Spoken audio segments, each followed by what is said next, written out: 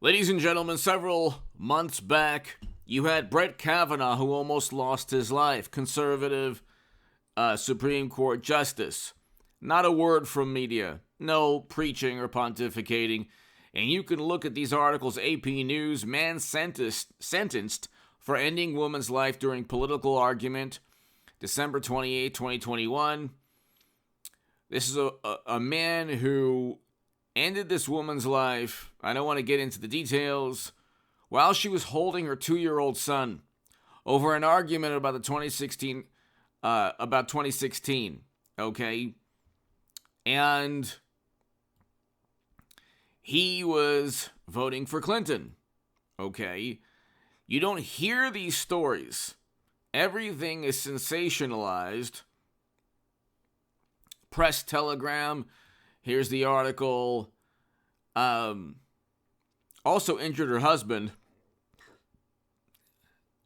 in an argument over Hillary Clinton in 2016. Sentenced to 35 years in prison. He ended the woman's life because he was, quote, teased for saying he voted for Hillary Clinton in 2016. Okay, so he got 35 years to life in prison. Press Telegram article. There are numerous articles on this. You don't hear anything about this, do you? Yeah. You don't hear anything because it completely goes against the mainstream narrative that it's the bad Trump supporters and they're sowing such discord and chaos and mayhem. You can draw a T-chart. Things Biden said, things Trump said. Things Biden said outweigh far worse, far more offensive, but you have a public relations machine. Same thing with chaos, mayhem, criminal activity, violence. The left or conservatives, there's no comparison. You have a couple $1 billion, over $2 to $3 to $4 billion in property damage, actually insured $1 to $2 billion, and then uninsured. That's in a whole other story. That summer, 2 years ago. Now, I support why people were peacefully demonstrating. I support the cause, why people are peacefully demonstrating. The people who did not demonstrate following the law were, guess what, on the left. And you saw that in Portland. You saw that in a whole bunch of places. And nothing from mainstream. Everything's fine. Here you have Marjorie Taylor Greene experiencing this. New York man admits threatening to harm Representative Marjorie Taylor Greene. He pleaded guilty. He was also indicted. Okay? He was indicted last April on three counts of transmitting interstate threatening communications after he left 7 menacing messages for Mrs. Greene, Republican of Georgia. In one of the messages, identified himself, which investigators traced to his phone. He said of Mrs. Greene he was going to have to, quote, have to take your life into his own hands. Okay, so according to the Federal Bureau of Investigation agent's affidavit. And he says, I'm going to hurt you physically. So these are Democrats, left-leaning people going after Republicans. And again, it's bad when conservatives do that to Democrats. But you have to, if you just draw a T-chart and you just look at all the instances, you can say, oh, this federal agency says that all the violence is coming from one way. They're lumping just maniacs who do things for, because they've lost their minds without really any political motive. There's no political motive there, but they just go ahead and lump, that he was influenced by the rhetoric. They have no evidence that anyone was influenced by a certain type of political rhetoric. But if you look, ladies and gentlemen, all of those studies done, they don't talk about the property damage 2 years ago, or the 19 lives lost according to Wikipedia, or the 14,000 arrests according to Wikipedia that summer. And I agree with why people were peacefully protesting. Okay?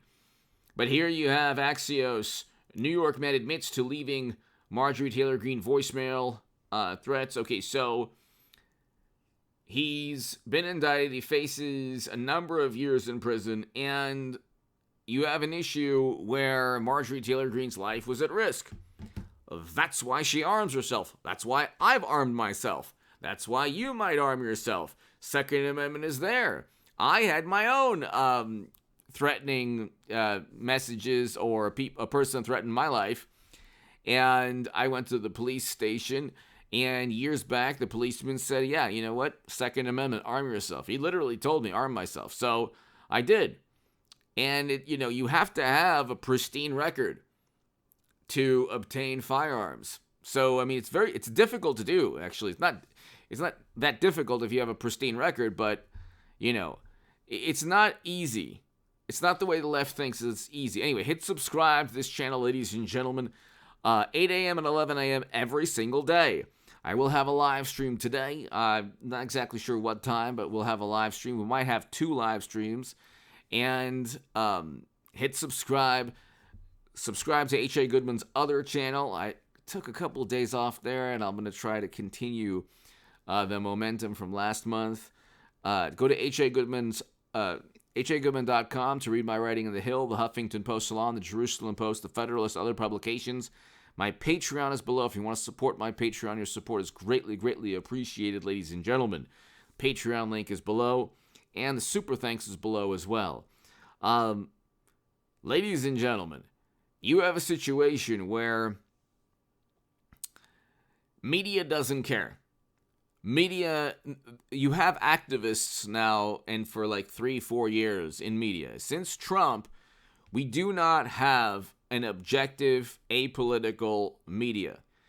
You can look back at Wolf Blitzer, CNN, in 22 years ago now, when it was Bush v. Gore. They didn't care. They didn't really care who. You had journalists and reporters in media who didn't care if Gore won or Bush won. It was just, politics was not part of pop culture. It wasn't part of Hollywood. You could watch the Academy Awards. You could watch Johnny Carson or Arsenio Hall years back, and you could enjoy yourself at night. And talk shows weren't about politics. Now, you didn't get into political discussions on Thanksgiving or New Year's, or you didn't, the wonderful, morally superior, apoplectic liberal in your life didn't ruin dinners or get-togethers, telling you how bad you are, as they're ignorant of Hunter and Joe and Hillary servers and all of these issues and never-ending counterinsurgency conflicts that Democrats pushed for. All of these problems, the fact that we're 90 seconds to midnight, record highs in inflation and an invasion in Europe under Biden's watch. We can go on forever. Again, left, right, center, if you're Democrat, Republican, God bless you. Doesn't matter who you are. I'm not into tribalism. But I learned at a young age, you don't talk about politics, you don't talk about religion, you don't talk about money. These are 3 things you don't talk about in life. You don't sit with your friends and talk about money or religion or politics.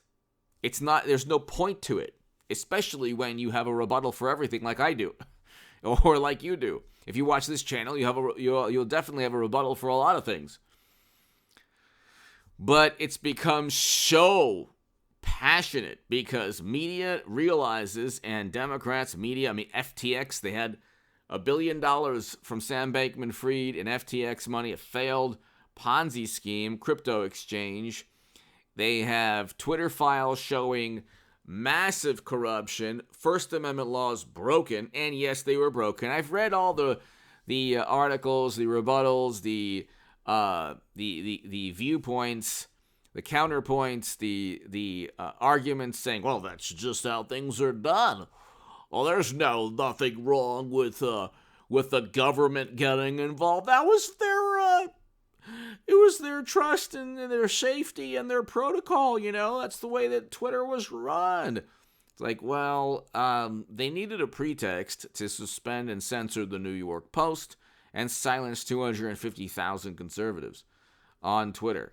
Okay, so yeah, government agencies and government officials and Democratic representatives and senators were involved. Congress people were involved. Okay, that's why you had a fabricated consensus. Democrats are very, very good at creating a coerced, fabricated, conjured up consensus. And they say, well, this is a consensus.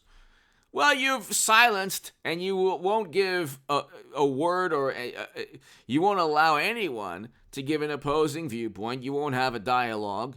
You just, it's a consensus and this is reality. It's like, well, it's not reality when you are so petrified of debate. And debate, and I've seen these like people on the left, they have, pretty 400,000, 500,000 sub channels. And they're on the far left. Their version of debate is getting really emotional about something. And the more emotion they get, they think that, replaces logic and reason. It doesn't really matter what you really feel in your heart. You have to have logic and reason. And it doesn't matter what you think is sensible. The morally superior, highly educated liberal sensibilities can't replace logic and reason. So you might dislike Marjorie Taylor Greene. Again, George Santos, this whole thing they're obsessed over, Biden has lied routinely on things he's done in life. I mean, Santos learned it from Biden. So I don't get this. I swear to God, I don't get the hypocrisy there. It's the cognitive dissonance is impenetrable with wonderful, morally superior Democrats. They cannot look into the mirror and say, okay, well, yeah, Biden has told more lies than Santos. But anyway, hit subscribe to this channel. Be here at 11 a.m., ladies and gentlemen.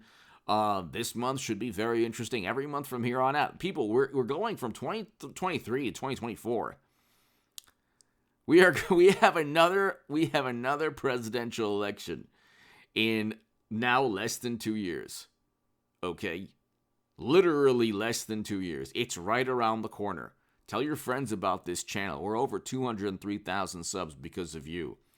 Hit subscribe right now. Thanks, everybody. Be here at 11 a.m.